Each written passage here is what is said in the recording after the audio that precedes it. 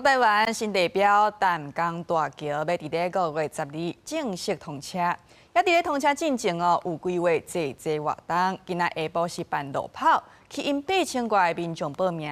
台軍島選手羅嘉玲甲羽毛球國手許尚傑嘛去參加。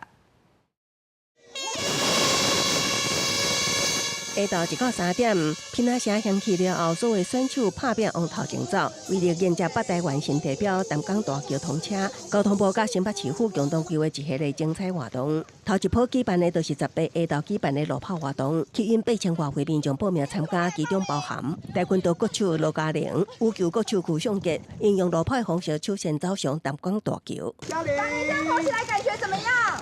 很舒服。以後可能就只能坐車經過了，沒有辦法在上面跑步了，所以就來報名這樣子。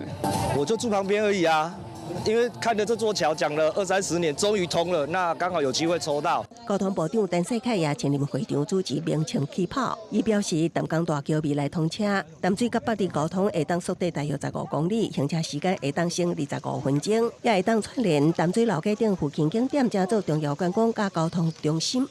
淡江大橋是台灣的一張新的名片，是一個世界級的建築。那今天我們在通車典禮之前的第一場正式的活動哈，那來參加的跑者非常的多，大概有8000多位。它的交通功能是非常的重要的一個位置，可以讓我們地區的一個交通在往返的部分能夠節省25到30分鐘的一個時間。新北市府強調，淡江大橋會在5月12日正式通車。在這進前，除了有路跑暖身，19也有自輪車活動。刷落來，每一個拜六假日也有活動，讓民眾行上橋，親身感受國門新地標的寬闊風貌，加淡水河口的景觀。記者綜合報道。